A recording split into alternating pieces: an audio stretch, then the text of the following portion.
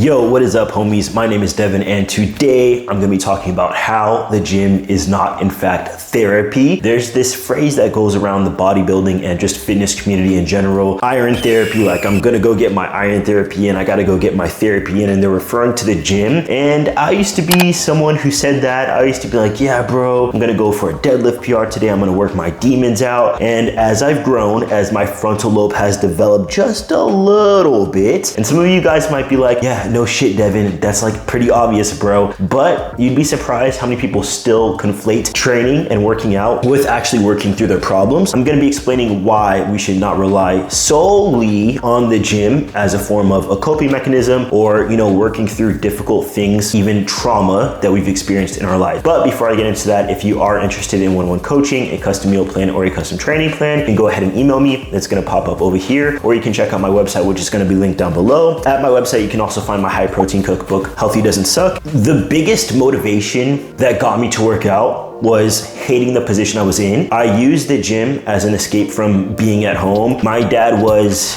as I've now come to, find out through therapy and just through people that love me, hearing about like my childhood and my young adulthood and stuff, my dad was kind of abusive. It's hard for me to even say that because growing up, I was just like, oh yeah, he's just really strict. He just really loves me. He wants me to be the hardest worker, all these things, right? So even me saying that my dad was abusive is hard for me to, it took work for me to get there, because for me to say that he abused me, it kind of feels like I just still kind of hear his voice in my head. If I'm being honest, that's like, oh yeah, I abused you. Like, you're fucking weak to even think that, right? So obviously I still have more therapy sessions to go. I was just always trying to be out of the house, right? Whether that was joining all these million clubs that I was a part of. I was a part of film club. I was a part of debate club. I was a part of GSA. I was a part of hella clubs. I played basketball. I played soccer. Anything that I could do to not be at home. And when I graduated high school, I was going to college, and it wasn't as time consuming as high school was. So I got a job, and then I also started to go to the gym. I realized when I did start to gain a little bit of strength going to the gym, it was awesome. And part of what gave me that drive to train and what helped me get PRs when I was deadlifting, what helped me get PRs when I was bench pressing, was thinking of fucked up things. I would think about,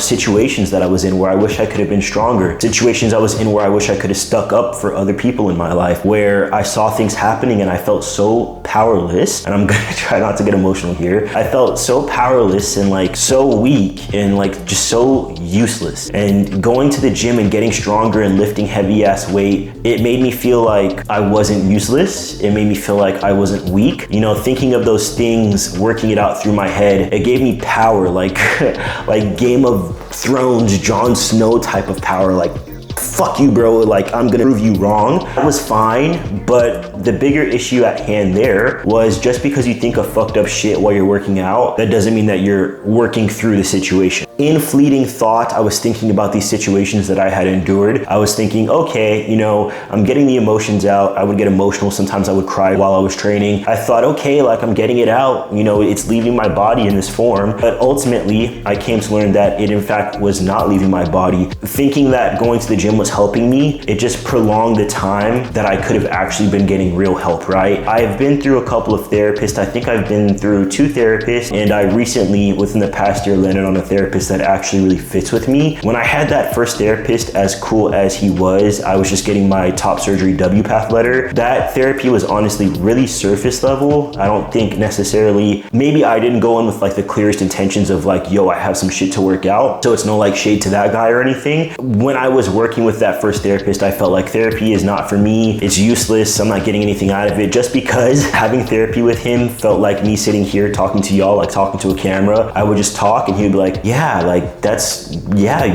yeah, Devin, yeah. And it was pretty cool. It was like active listening or whatever, but he wasn't challenging me. He wasn't digging. And I can say that with this therapist that I'm working with right now, she is like a bull, and I really need that, right? Like, she holds me accountable. She kind of forces me to answer uncomfortable questions. And of course, I'm choosing to answer those questions. I'm saying she forces me, but it's more so like she presents me these questions that are difficult, that are uncomfortable. And before every session, she starts off with saying like, if at any point this becomes like too much, let me know. We can take a break. If at any point it becomes too intense for you or anything makes you uncomfortable, that's perfectly normal. Like, we can stop. And the reason she's saying that is because because those nasty feelings that I get, right? Talking about things that happened to me, talking about how that makes me feel today, how it manifests itself in some of my behaviors, right? Not that I'm doing anything crazy whatsoever. I'm actually like painfully self-aware to the point of like maybe being too easygoing. There are some things like I will take stuff out on myself in the form of thinking like I'm a piece of shit because, you know, maybe I missed my alarm. Like, why the fuck didn't I wake up? Like, I should have still woken up. I didn't log that one piece of food that I had. I will have this thought that enters my head that's pretty much saying like, why didn't you work harder? You should have worked harder. Why didn't you just do it? You know what I mean? Unlearning those things in therapy, it's tough. And I also realized, and part of what sparked the genesis of this like video idea is that there's this whole masculinity thing with therapy where it's stigmatized, and a lot of men and just people in general will say like, oh, therapy's for weak people. And I think this is an older generation thing as well. Like, therapy is for weak people. I don't need therapy. What do you mean I need to talk about my emotions? And I realized that, yo, those people are afraid to do the work. It's scary to sit here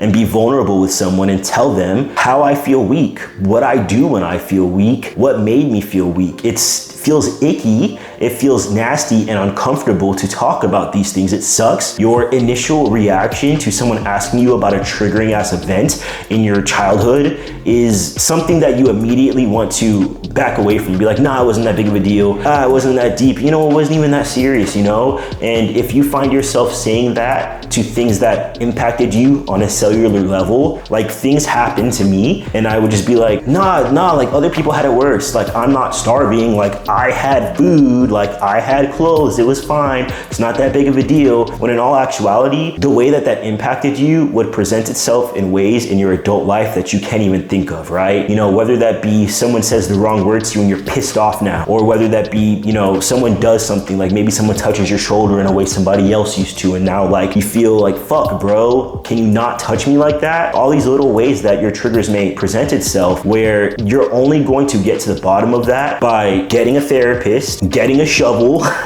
and digging fucking deep. There's no other way to put it. So when people stigmatize therapy saying, oh, therapy is for weak people, I think literally probably the hardest thing that anyone could fucking do, like lifting weights is light work compared to sitting down and having to be face to face with what made you feel bad, with what hurt you, with admitting that someone hurt you, admitting that maybe you hurt someone, right? Sometimes we're doing the things that are not great, and we are humans, and because we are humans, we're capable of deep emotions. Those emotions don't just manifest themselves while you're working out. It happens in other instances. You're robbing yourself of that ability to grow by saying like, oh, I'm getting my iron therapy. And it's just simply not true. It's not the fact of the matter. Does training make me feel better? Yes. Is training a nice outlet for me to get out my frustration? 1000%. But would training help me make the headway that I have made with waking up and wanting to be here? Do you know how many depressive episodes I've had whilst being 100% on track with training, while tracking my food, while making sure I'm getting my steps in? I've had very deep pits, right? And it's only through therapy that has allowed me to acknowledge why those pits even existed in the first place. Training is like Tylenol, right? Like if something hurts, sure, you could take this little thing, it's gonna help with the symptom, but it's not gonna help with the source, versus therapy is gonna go right to the source. If you break your knee and it's throbbing and it goddamn hurts and you take Tylenol, sure, it's probably not gonna hurt for 2 hours, but then you realize, oh shit, my knee is still broken. The Tylenol actually didn't fix anything. And I understand that everyone doesn't necessarily have access to therapy. I'm actually working with someone now. He is a trans man and he has opened up his own private practice. A client of mine, a homie of mine, someone who is incredibly intelligent, who I have worked with on a deep level, and I know his intentions, I know his heart, I know where his values lie. So I'm gonna go ahead and include his website link in my description below.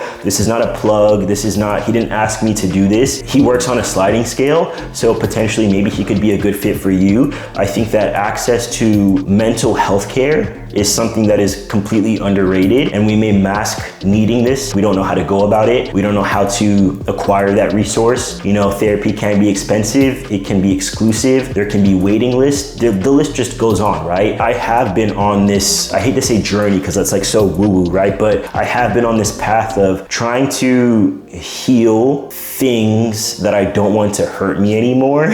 because it doesn't feel good to feel pain. It doesn't feel good to allow people to have power over me in the form of what they did to me still lasts today. You know, like over 10 years later, I still think about it. That's not my burden to carry. And so I am working with someone to let that burden go. It's not your burden to carry whatever happened to you. And you, unfortunately, may be tasked with the work of undoing the damage. But at the end of the day, if you want to walk around and be happy to be alive and not be held hostage by those trauma triggers, working out ain't gonna do it, bro. Because there's so many assholes who work out and there's still assholes who still have like childhood trauma. Trust me, we see them every day, okay? My main intention is just to, I don't know, destigmatize the whole therapy thing as someone who looks like this, a bodybuilder, bro. Let's talk about our feelings is the point of this video. Go ahead and follow me on Instagram if you do not already. We made it to 35K. I'm shooting for 40K for the end of the year. If you want to support me, go ahead and check that out. I post bodybuilding updates, my client updates, you know, recipes, a whole bunch of other stuff. So I definitely think I'm worth a follow. Obviously, I'm a little bit subjective, but yeah, that's going to be linked in the description down below. And like I always say, Devin loves you, Devin's a Don, and Devin is out of here, boy.